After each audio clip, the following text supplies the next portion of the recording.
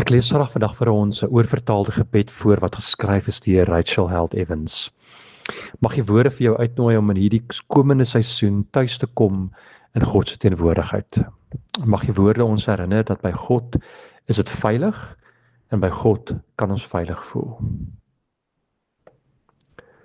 Ons kom soos ons is, sonder om weg te kruip, sonder om toneel te speel, sonder om bang te wees.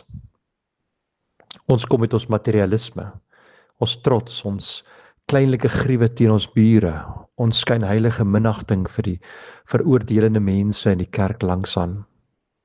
Ons kom met ons angs oor die dood, ons desperaatheid om liefgehet te word, ons stormagtige verhoudings, ons knaande twyfel, ons beheptheid met status en selfbeeld.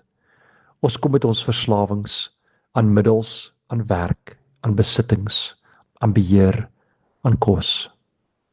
Ons kom met ons verskille oor politiek, oor geloof en oor ons omgewing. Ons kom op soek na heiligdom en rus, 'n veilige plek om ons maskers af te gooi en uit te asem. Ons kom om ons vuil wasgoed lig te gee voor God en almal anders, want as ons dit saam doen, hoef ons nie langer bang te wees nie.